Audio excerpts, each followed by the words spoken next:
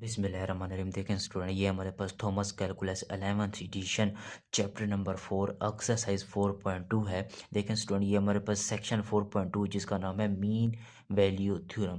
देखें स्टूडेंट, अगर आप थॉमस कैलकुलस का 11th एडिशन के अलावा अगर आप कोई और एडिशन पढ़ते हैं और तो फिर आपको जिस भी एक्सरसाइज या जिस भी सेक्शन को आपने समझना है उस सेक्शन का नाम, जिस तरह इस सेक्शन 4.2 का नाम है द मीन वैल्यू थ्योरम, तो आप अपने सेक्शन का नाम देखें, फिर मेरे इस चैनल की प्लेलिस्ट में जाकर देखें कि वो सेक्शन कहाँ पर पड़ा हुआ है। फिर वो जो भी एक्सरसाइज बनती है आप उसको स्टडी कर लें, क्योंकि जब थॉमस कैलकुलस के एडिशन चेंज हो जाते हैं 12, 13, 14 अप टू सो ऑन, तो एक्सरसाइज के क्वेश्चन आगे पीछे हो जाते हैं, चैप्टर आगे पीछे हो जाते हैं, लेकिन उनके अंदर जो टॉपिक होते हैं वो सेम होते हैं, क्योंकि आपने कंसेप्ट को समझने की कोशिश करनी है स्टूडेंट। ठीक है, तो ये एक तरीका है कि अदर एडिशन से आने वाले स्टूडेंट्स को किस तरह से गाइड किया जाए। तो हमारे टॉपिक का नाम है द मीन वैल्यू थ्योरम। तो सबसे पहले हम डिस्कस करेंगे कि मीन वैल्यू थ्योरम क्या होता है स्टूडेंट। ठीक है, ये भी हम देखेंगे। और ये क्या कह रहा है कि finding C in the mean value theorem, कि मीन वैल्यू थ्योरम में आपने इस सी को फाइंड करना है। सी बेसिकली ये कांस्टेंट वैल्यू है। ठीक है, और स्टेटमेंट पढ़ते हैं, find the value or values of c that satisfy the equation, जो इस इक्वेशन को सेटिस्फाई करें कि एफ ऑफ बी माइनस का F of A divided by B minus A is equal to F first derivative of c. Basically ये क्या है, ये मीन वैल्यू थ्योरम की स्टेटमेंट है। हम मीन वैल्यू थ्योरम को भी डिस्कस करेंगे, अभी फिलहाल इस थ्योरी को समझ लेते हैं कि जो इस इक्वेशन को सेटिस्फाई करे ऐसा पॉइंट सी आपने फाइंड करना है। ठीक है, अच्छा, in the conclusion of mean value theorem for the functions and interval in exercise 1 to 4। तो आज की इस वीडियो में हम क्वेश्चन नंबर 1 to 4 को स्टेप बाय स्टेप सोल्व करने वाले हैं। ठीक है, अब हम डिस्कस करते हैं कि मीन वैल्यू थ्योरम क्या होता है। देखिए, मीन वैल्यू थ्योरम को डिस्कस करने से पहले हमें पता होना चाहिए कि एक फंक्शन जो है वो किसी पॉइंट के ऊपर कंटिन्यूअस कब होता है। ठीक है, तो फंक्शन के कंटिन्यूअस होने को हम डिस्कस करते हैं student. Continuity of a function f of x is said to be continuous at x is equal to a. देखें, x is equal to a, ये ए वाला पॉइंट कहाँ से उठाया गया है, ये डोमेन से उठाया गया है। इस फंक्शन की जो भी कोई ना कोई डोमेन तो होगी ना इस फंक्शन की, तो इस फंक्शन की जो डोमेन होगी उस डोमेन से ये एक पॉइंट उठाया गया है और कहा गया है कि इस पॉइंट के ऊपर फंक्शन जो है वो कंटिन्यूअस होगा। कब कंटिन्यूअस होगा, अगर ये तीन कंडीशन जो है वो सेटिस्फाई हो जाए तो स्टेटमेंट लिखी हुई है, a function f of x is said to be continuous at x is equal to a. ये ए जो है belonging to its domain D, ये जो पॉइंट है ये इस फंक्शन की डोमेन से उठाया गया है, और हम उस फंक्शन की डोमेन से उठाए गए पॉइंट के ऊपर हम फंक्शन को कंटिन्यूअस कह रहे हैं अगर जो है ये फंक्शन जो है वो इन तीन कंडीशन को सेटिस्फाई कर देता है। तो क्या पहली कंडीशन क्या है कि वो डोमेन से उठाया हुआ है वो पॉइंट, अगर मैं इस फंक्शन x की जगह अगर मैं वो पॉइंट पुट कर दूं, ये a वाला पॉइंट इस x की जगह अगर मैं पुट कर दूं, तो एफ ऑफ ए एग्जिस्ट होना चाहिए। एफ ऑफ ए के एग्जिस्ट होने का क्या मतलब है, एफ ऑफ ए के एग्जिस्ट होने का मतलब ये है कि F of a is equal to 1 2 3 4, इसकी कोई ना कोई वैल्यू निकलनी चाहिए, -1 -2, ठीक है, 0 1 2 3, इसकी कोई ना कोई वैल्यू निकलनी चाहिए, डिफाइन होना चाहिए। ठीक है, यानी कि इस तरह की फॉर्म नहीं होनी चाहिए स्टूडेंट, 0/0 फॉर्म, ठीक है, या इन्फिनिटी बाई इन्फिनिटी फॉर्म। ठीक है, इस तरह का ना होना चाहिए, इस तरह नहीं होना चाहिए। ठीक है, कि इसकी कोई ना कोई वैल्यू निकलनी चाहिए। और दूसरी कंडीशन क्या होनी चाहिए कि limit x approaches to a f of x exist करनी चाहिए, मतलब इसकी लिमिट एग्जिस्ट करनी चाहिए। लिमिट में भी ये वैल्यू, ये चीज़ नहीं होनी चाहिए 0/0 फॉर्म या इन्फिनिटी फॉर्म। ठीक है, जो मैथमेटिक्स में डिफाइन नहीं है वो चीज़ नहीं होनी चाहिए, एग्जिस्ट करनी चाहिए। अच्छा, इसकी कोई ना कोई एग्जिस्ट करने का मतलब है कोई एक फाइनाइट नंबर आना चाहिए, यूँ समझ लें।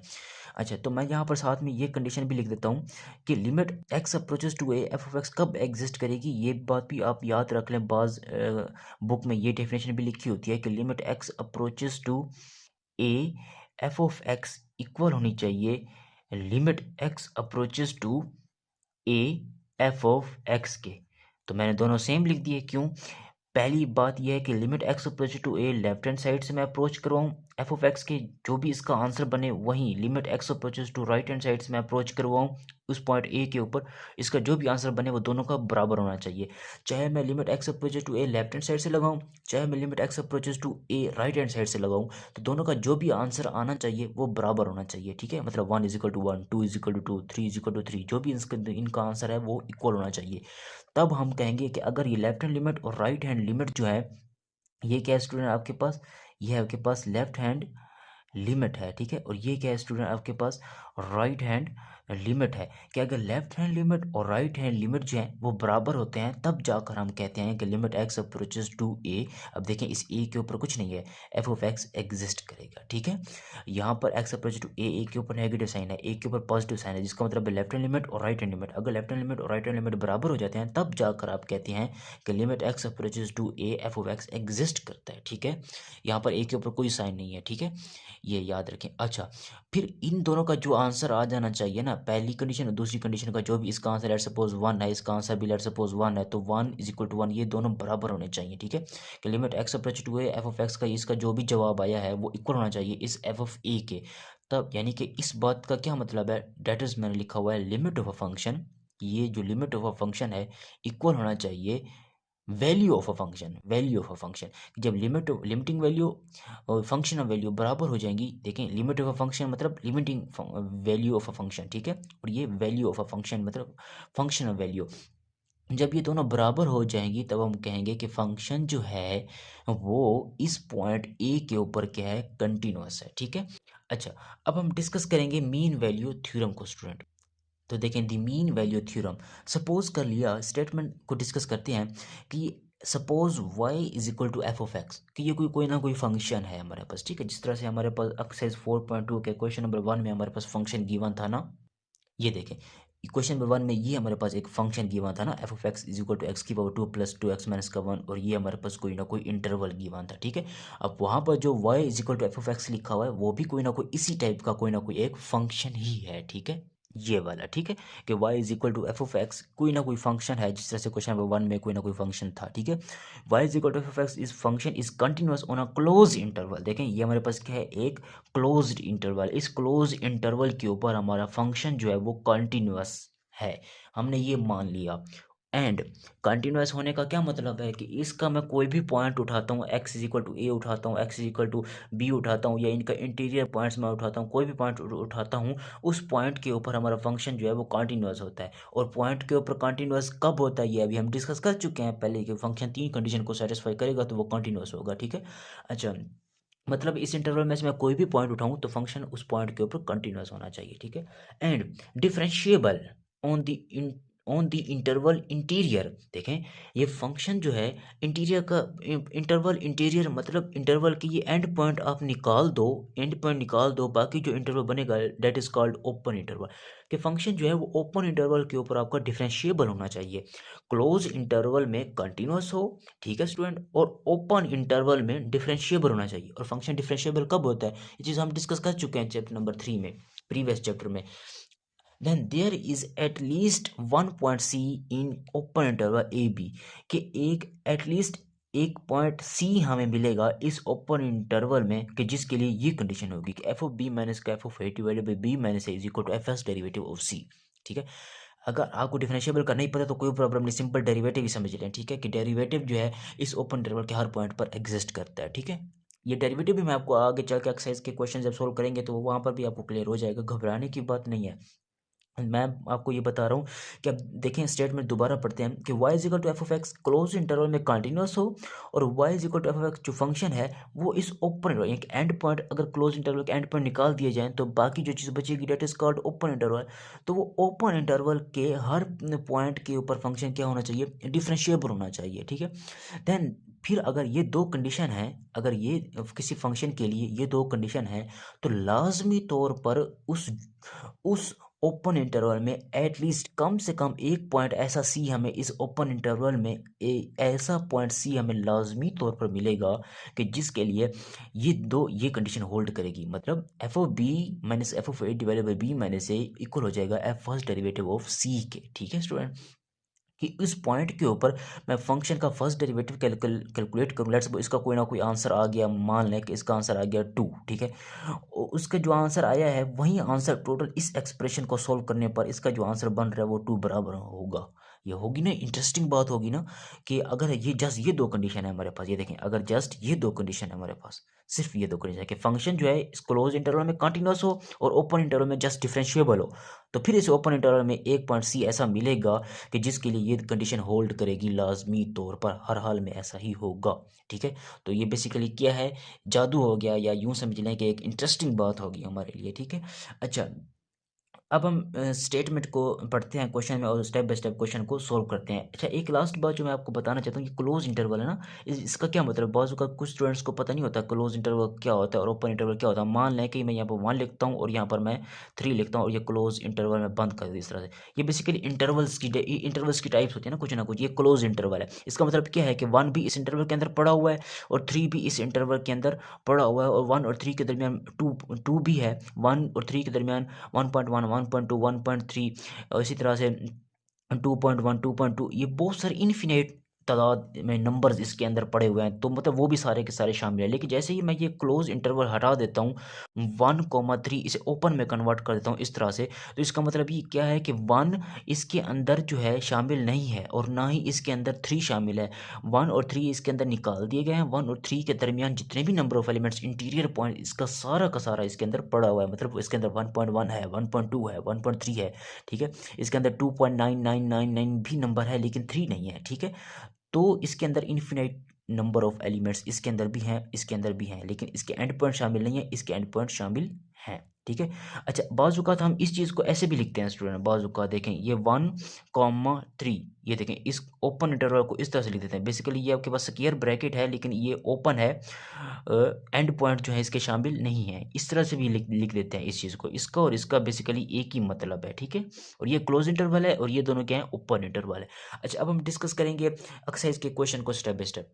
तो देखें ये आपके पास क्वेश्चन नंबर 1 है, तो सबसे पहले आप फंक्शन का फर्स्ट डेरिवेटिव कैलकुलेट करेंगे। ठीक है, एफ ऑफ एक्स क्या है आपके पास, एक्स की पावर 2 प्लस 2x माइनस का 1, तो इसका फंक्शन का फर्स्ट डेरिवेटिव लेने के लिए मैं इसके ऊपर प्राइम लगाऊंगा जो कि रिप्रेजेंट करेगा फंक्शन का फर्स्ट डेरिवेटिव। और डेरिवेटिव कैसे लिखते हैं, ये हम चीज़ें ऑलरेडी पढ़ चुके हैं चैप्टर नंबर 3 में, कि पावर पहले फिर पावर में एक कम कर देते हैं। तो पावर क्या है, 2 पहले आ जाएगा, फिर 2 में से एक कम करेंगे तो वो 1 बन जाएगा। 1 बनाने की 1 लिखने की ज़रूरत नहीं है, और प्लस का और 2 बाहर आ जाएगा, x का डेरिवेटिव 1 होता है, लिखने की ज़रूरत नहीं है, और ये 1 कांस्टेंट है इसलिए इसका डेरिवेटिव 0। अच्छा, ये फंक्शन का फर्स्ट डेरिवेटिव हमें मिल गया।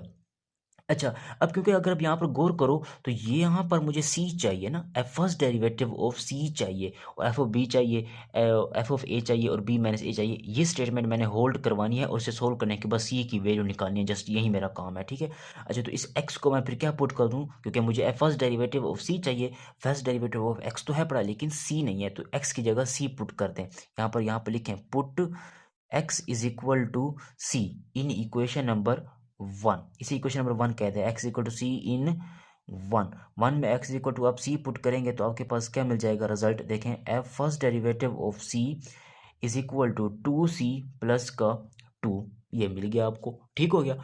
अच्छा नेक्स्ट, यहाँ पर एक इंटरवल भी हमारे पास गिवन है कि जो इंटरवल का पहला पॉइंट होगा आप उसे ए कहोगे, और इंटरवल का जो एंड पॉइंट होगा उसे आप क्या कहोगे, बी का नाम दोगे स्टूडेंट। ठीक है, अच्छा देखिए हमें क्या चाहिए, एफ ऑफ बी चाहिए और एफ ऑफ ए भी चाहिए ना, और बी माइनस ए तो सारी सी बात है, बी माइनस ए 1 माइनस 0 करेंगे तो वो आपके पास 1 ही रहेगा। तो इसका मतलब क्या हुआ कि हमें ये कैलकुलेट करना है, एफ ऑफ बी और एफ ऑफ ए कैलकुलेट करना है। तो सिंपल सी बात है, मैं सबसे पहले एफ ऑफ ए कैलकुलेट करूंगा तो क्या लिखूंगा यहाँ पर, एफ ऑफ ए, देखें f of a is equal to, देखें ये वाला एफ वैसे लिख दिया, ए क्या है स्टूडेंट हमारे पास, देखें ए 0 है तो ए 0 हो गया। अगर एफ ऑफ 0 की डेफिनेशन क्या हो जाएगी, यहाँ पर हमें क्या चाहिए, एफ ऑफ 0 की वैल्यू चाहिए, तो एफ ऑफ एक्स ये है हमारे पास। अगर इस एक्स की जगह 0 रख दिया जाए तो क्या ख्याल है, F of 0 is equal to 0 की पावर 2 प्लस 2 इंटू 0 माइनस का 1, तो पावर वैल्यू क्या मिलेगी आपको, देखें 0 की पावर 2 प्लस का 2 इंटू 0 और ये माइनस का 1, तो वैल्यू क्या मिलेगी आपको, माइनस का 1 मिल गई वैल्यू। इसी तरह से स्टूडेंट सेकंड वैल्यू निकालें, एफ ऑफ बी की वैल्यू चाहिए, देखें ना यहाँ पर देखें एफ ऑफ बी की वैल्यू चाहिए ना आपको, तो एफ ऑफ ए की वैल्यू निकाल ली, अब एफ ऑफ बी की वैल्यू चाहिए तो कोई टेंशन नहीं है, हम उसी तरीके से निकालेंगे एफ ऑफ बी की वैल्यू। देखें एफ ऑफ बी क्या है, बी होता है लास्ट वाला एंड पॉइंट जो कि 1 है, एफ ऑफ 1, और एफ की डेफिनेशन लगाएं। अब एफ किस तरह से डिफाइन है, एफ डिफाइन है एक्स की पावर 2 प्लस 2x माइनस का 1, तो अगर एक्स की जगह मैं 1 पुट कर दूं तो 1 की पावर 2 प्लस 2 इंटू 1 बन जाएगा ना, तो देखें ये 1 की पावर 2 प्लस 2 इंटू 1 माइनस का 1, तो वैल्यू क्या मिलेगी आपको, देखें 1 प्लस 2 3 माइनस का 1, तो ये मिल जाएगा आपके पास 2। इस तरह by mean value theorem in short उसे हम लिख देते हैं MVT। वो क्या थी मीन वैल्यू थ्योरम की स्टेटमेंट कि जो गिवन है एफ ऑफ बी माइनस का F of A divided by B minus का A is equal to F first derivative of C. अब वैल्यूज को पुट कर लें। एफ ऑफ बी आपने क्या निकाला है, देखें 2 निकाला है। 2 माइनस का एफ ऑफ ए की वैल्यू आपने क्या निकाली है, -1, तो -1 पुट कर दें डिवाइडेड बाई बी माइनस का ए। देखें बी क्या है आपके पास, इस इंटरवल का जो एंड पॉइंट वो होता है बी, तो 1 माइनस 0 हो गया। तो मैं यहाँ पे लिखता हूँ स्टूडेंट, देखें 1 माइनस 0 इस तरह से, ठीक हो गया। Is equal to F first derivative of C की वैल्यू आपने क्या निकाली, यहाँ पर देखें 2c प्लस का 2 है, तो 2c प्लस का 2 और इज इक्वल, अब दिस इम्प्लाइज डैट कि अब देखें 2 ये कितना हो जाएगा आपके पास 3 is equal to 2c plus का 2 विच इम्प्लाइज डैट 3 ये 2 इस तरफ आएगा तो 3 माइनस 2 क्या होता है 1, तो c की वैल्यू क्या मिल जाएगी 1/2। तो ये आपके पास आंसर, ठीक है। इस तरह से हमने c की वैल्यू निकालनी थी जो कि हम निकाल लिया है। अच्छा मीन वैल्यू थ्योरम हमने क्यों लगाया है, मीन वैल्यू थ्योरम तो तभी लगा सकते हैं ना जब हमारा फंक्शन जो है वो क्लोज इंटरवल में कंटिन्यूस हो और ओपन इंटरवल में डिफरेंशिएबल हो, तो तभी हम मीन वैल्यू थ्योरम लगा सकते हैं ना, जो कि हमने स्टेटमेंट पढ़ी है। अब इस ये जो हमारा पास फंक्शन है ये इस क्लोज इंटरवल में हमारे पास क्या है, कंटिन्यूस है, क्योंकि ये पोलिनोमियल है और पोलिनोमियल के बारे में हमने पढ़ा हुआ है कि पोलिनोमियल जो है वो कंटिन्यूस होते हैं, ठीक है। और इसका मतलब फंक्शन जो है क्लोज इंटरवल में कंटिन्यूस हो गया। अगर इस क्लोज इंटरवल के एंड पॉइंट में निकाल दूं, इसको ओपन इंटरवल बना दूं इस तरह से, ठीक है, तो ये इस ओपन इंटरवल में डिफरेंशिएबल भी है, क्योंकि देखें ना इसका डेरिवेटिव क्या आया 2x प्लस का 2। अब 0 और 1 को छोड़कर इसका इंटीरियर पॉइंट जो मर्जी मैं इसकी जगह x की जगह पुट करूंगा ये एग्जिस्ट करेगा, ठीक है ना। इसका डेरिवेटिव जो है वो हमें मिलेगा। फंक्शन जो है इस ओपन इंटरवल में डिफरेंशिएबल है, क्लोज इंटरवल में कंटिन्यूस है, तभी हम ये मीन वैल्यू थ्योरम हमने लगाया और उस लगाने के बाद हमने c की वैल्यू निकाली। यहाँ पर आपने ये बात लाजमी समझनी है कि जो c की वैल्यू आपने निकाली है वेरीफाई कर लें कि आपका आंसर ठीक है या नहीं। शर्त ये होनी चाहिए कि ये जो c की वैल्यू आपने निकाली है ना वो इस क्लोज इंटरवल का अगर मैं एंड पॉइंट निकाल दूं तो वो इस इंटरवल के अंदर बिलोंग करनी चाहिए, क्योंकि ये हमारे पास इस मीन वैल्यू थ्योरम की स्टेटमेंट है। मैं फिर भी आपको यहाँ पर दिखा देता हूँ। देखिए थ्योरम की स्टेटमेंट ये है कि ये जो सी वाला पॉइंट होगा ना वो इस क्लोज इंटरवल के अगर एंड पॉइंट निकाल दिए जाए, बाकी जो भी अंदर के पॉइंट्स बनेंगे बेसिकली वो ओपन इंटरवल की बात कर रहा है कि इस ओपन इंटरवल में से ही होगा सी जो आप फाइंड करने की कोशिश कर रहे हैं। एक्सरसाइज में क्वेश्चन 1 to 4 आप सी फाइंड करने की कोशिश कर रहे हैं ना, वो सी जो है वो इस ओपन इंटरवल में से ही होना चाहिए। अब ज़रा बात को समझने की कोशिश कीजिएगा। अब जो हमारे पास जो है वो क्लोज इंटरवल गिवन था, हम इसका ओपन इंटरवल कंसीडर कर लेते हैं, तो वो क्या होगा 0,1। ये देखें इस तरह से ये इसका ओपन इंटरवल है, या दूसरे अल्फाज में इसको इस तरह लिखा जाता है 0,1। इसका मतलब है 0 नहीं है 1 नहीं है, लेकिन इसके दरमियान वाले पॉइंट्स शामिल हैं। तो इसका जो आंसर हमारा सी का जो आंसर है ना 1/2 वो इस ओपन इंटरवल से ही होना चाहिए, तभी जाकर, क्योंकि मीन वैल्यू थ्योरम ये बोलता है ये जो सी आप ले रहे हैं ना वो इसका ओपन इंटरवल मैं कंसीडर करूं तो उससे होना चाहिए, इसके अंदर ओपन इंटरवल में से ही होना चाहिए वो पॉइंट सी के, जिसके लिए ये कंडीशन जो है वो होल्ड करेगी। अब डेफिनेटली ये 1/2 जो है, ये 1/2 जो है ये इस सेट के अंदर ही बिलोंग कर रहा है, इस ओपन इंटरवल में ही बिलोंग कर रहा है, तो हमारा रिजल्ट जो है वो बिल्कुल ठीक आया है, ठीक है। इधर से देखिए आपके पास क्वेश्चन नंबर 2 है, हम इसको सोल्व करने की कोशिश करेंगे, ठीक है। मीन वैल्यू थ्योरम को यूज़ करके हमने कांस्टेंट सी की वैल्यू निकालनी है, ठीक है। तो क्या तरीका हमने पढ़ा है कि सबसे पहले फंक्शन का फर्स्ट डेरिवेटिव कैलकुलेट करेंगे। फर्स्ट डेरिवेटिव किस तरह से कैलकुलेट करते हैं, पावर रूल लग जाता है, पावर पहले फिर पावर में एक कम, तो पावर 2/3 पहले फिर पावर 2/3 में से एक कम कर देंगे, ये 3 है, ठीक है। इज इक्वल टू, फिर ये सोल्व करें 2/3 एक्स की पावर 2/3 -1 करेंगे तो पावर -1/3 हो जाएगी। मज़ीद थोड़ा सोल्व करें तो 2/3 एक्स की पावर क्या मिल जाएगी, ये इसे इसको नीचे लिखेंगे तो एक्स की पावर -1/3, तो पावर पॉजिटिव 1/3 बन जाएगी इस तरह से, ठीक है। ये एक्स की पावर 1/3 है। अच्छा, तो ये हमारे पास फंक्शन की डोमेन है। अच्छा, सबसे पहले हम इसके एंड पॉइंट के ऊपर फंक्शनल वैल्यू निकाल लेते हैं, क्योंकि वो भी तो हमें रिक्वायर होती है ना।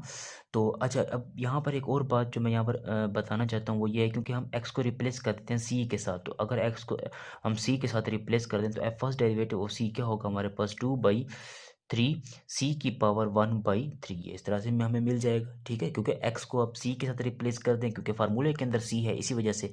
अच्छा, अब एफ ऑफ ए निकालते हैं। एफ ऑफ ए निकालने का क्या तरीका है स्टूडेंट, ये आपके पास क्या है, ये ज़ीरो हेयर, यहाँ पर मैं लिख देता हूँ 3 डॉट लगाकर कि यहाँ पर ए की वैल्यू क्या है 0 और एंड पॉइंट 1 जो है वो क्या है आपके पास बी है, ठीक है। अच्छा, एफ ऑफ ए की वैल्यू चाहिए, तो एफ ऑफ ए क्या है आपके पास 0, तो एफ ऑफ 0। अच्छा, एफ ऑफ 0 का मतलब है 0 की पावर 2/3, 0 की पावर 2/3 का मतलब फिर 0 ही होता है, ठीक है। इसी तरह से नेक्स्ट एफ ऑफ बी अगर मैं निकालना चाहूँ तो एफ ऑफ बी क्या होगा, एफ ऑफ बी की वैल्यू क्या है 1, तो एफ ऑफ 1 हो जाएगा। अब एफ ऑफ 1, एफ की डेफिनेशन क्या है, एफ इक्वल है x की पावर 2/3 के। तो अगर x को मैं 1 पुट कर दूँ तो 1 की पावर 2/3 हो जाएगा, ठीक है। तो 1 की पावर 2/3 का मतलब 1 ही होता है, ठीक है। अच्छा, अब हम मीन वैल्यू थ्योरम यूज करें by using mean value theorem, by mean value theorem.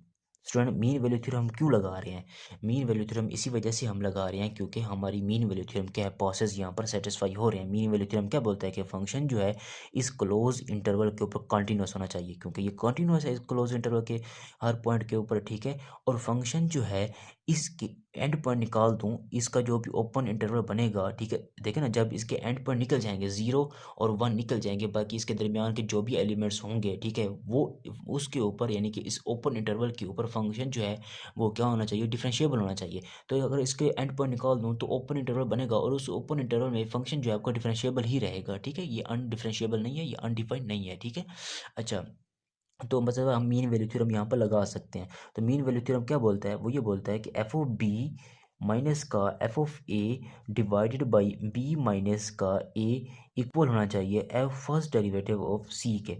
ज़रा इसे मैं आगे सोल्व करूँ तो this implies that f of b किसके इक्वल है 1, तो 1 माइनस का एफ ऑफ ए किसके इक्वल है स्टूडेंट 0 के, डिवाइडेड बाई, तो मतलब बी माइनस का ए, तो मतलब 1 माइनस का 0, क्योंकि बी की वैल्यू आपके पास 1 है और ए की वैल्यू आपके पास 0 है, is equal to F first derivative of C किसके इक्वल है 2/3, 2/3, और ये सी की पावर 1/3, देखें ना ये वैल्यू ना फर्स्ट डेरिवेटिव ऑफ सी की। ज़रा इसको आगे हम सोल्व करने की कोशिश करते हैं, तो देखें ये 1/1 में मिल जाएगा आपको, ये क्रॉस मल्टीप्लिकेशन करेंगे तो 3 c की पावर 1/3 इज इक्वल टू 2, ठीक है। आगे इसे थोड़ा और सोल्व कर लें तो ये आपके पास मिल जाएगा c की पावर 1/3 इज इक्वल 2/3।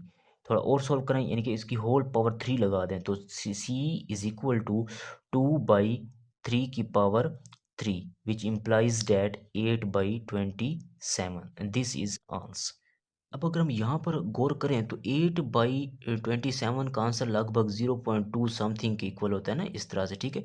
तो ये क्लियरली यहाँ पर हमें नज़र आ रहा है कि ये बिलोंग कर रहा है किस इंटरवल, ओपन इंटरवल। ये 0,1 क्लोज इंटरवल है, इसका ओपन इंटरवल कंसिडर करूँ तो किस तरह से होगा 0,1 इस तरह से होगा ना, तो ये 0.2 इससे बिलोंग कर रहा है, तो हमारा रिजल्ट जो है वो क्लियरली डन है, ठीक है, ठीक है। तो बिल्कुल सेम इसी मेथड से देखें, आपके पास क्वेश्चन नंबर 3 है, तो हम मीन वैल्यू थ्योरम यूज़ करके एक कांस्टेंट सी की वैल्यू को फाइंड करेंगे जो कि इस डोमेन से होगा, ठीक है स्टूडेंट। तो स्टेप बाय स्टेप इसको सोल्व करते हैं। तो हमारे पास फंक्शन है F of x is equal to x plus 1/x। तो सबसे पहले फंक्शन का फर्स्ट डेरिवेटिव कैलकुलेट करेंगे। F first derivative of x को मैं पहले एफ ऑफ एक्स लिख देता हूँ सही तरह से, ठीक है, एक्स प्लस, अब इस वाले एक्स को ऊपर लिखेंगे तो एक्स की पावर -1 मिल जाएगा, ठीक है। अच्छा, अब यहाँ पर देखूंगा इसका फंक्शन का फर्स्ट डेरिवेटिव कैसे कैलकुलेट करते हैं, एफ प्राइम लिखते हैं फंक्शन का फर्स्ट डेरिवेटिव, तो इसका डेरिवेटिव 1 हो जाएगा, ठीक है। फिर इसका पावर पहले बन जाएगा, पावर पहले और फिर पावर में एक कम कर देंगे तो ये -1 हो जाएगा इस तरह से, ठीक है। फिर पावर में एक कम कर दिया, स्टेप बाय स्टेप समझा रहा हूँ। अब ये बन जाएगा जी 1 माइनस एक्स की पावर -2 इस तरह से। तो ये आपके पास फंक्शन का फर्स्ट डेरिवेटिव मैंने कैलकुलेट करके रख दिया है। वही बात अगेन यहाँ पर आप 3 डॉट लगाकर ये शो करें कि इंटरवल का पहला पॉइंट जो है वो आपके पास ए है, ए इज इक्वल टू 1/2, ठीक है। और इंटरवल का दूसरा पॉइंट जो है वो आपके पास क्या है, B, B is equal to 2। तो क्योंकि हमें फार्मूला रिक्वायर होता है एफ ऑफ बी माइनस का एफ ऑफ ए, तो मैं F of B F of A की वैल्यू निकाल लेता हूँ यहाँ पर, ठीक है, नो। अच्छा, एफ ऑफ ए की वैल्यू क्या बनेगी आपके पास student, F of A F वैसे लिख देता हूँ, इस ए की जगह क्या पुट करना है स्टूडेंट 1/2, तो 1/2 इज इक्वल टू, अब देखें एफ की डेफिनेशन क्या है, एफ की डेफिनेशन ये है स्टूडेंट एक्स प्लस 1/x, अगर 1/2 है तो ये 1/2 प्लस 1/1/2 बन जाएगा ना, इस तरह से हो जाएगा ना। तो इसे ज़रा सोल्व करेंगे, ज़रा सिंप्लीफाई करें तो 1/2 प्लस का 2, दिस इम्प्लाइज डेट 2 2 4 और ये +1 तो 5/2, तो ये हमारे पास एफ ऑफ ए का आंसर आ गया स्टूडेंट। अब इसी तरह से एफ ऑफ बी की वैल्यू निकालेंगे, ठीक है। तो f of b is equal to f b की वैल्यू क्या है स्टूडेंट 2, क्योंकि जो लास्ट वाला एंड पॉइंट होता है वो क्या होता है आपके पास बी होता है ना, तो एफ ऑफ 2। अच्छा एफ की डेफिनेशन क्या है, एफ ऑफ एक्स इक्वल होता है एक्स प्लस वन बटा एक्स के। अगर मुझे 2 चाहिए तो 2 प्लस वन बटा टू हो जाएगा ना, तो 2 प्लस वन बटा टू, और 2 प्लस वन बटा टू हमने ऑलरेडी देखा हुआ है, वो क्या है आपके पास 5 बटा टू। इस तरह से स्टूडेंट ठीक हो गया।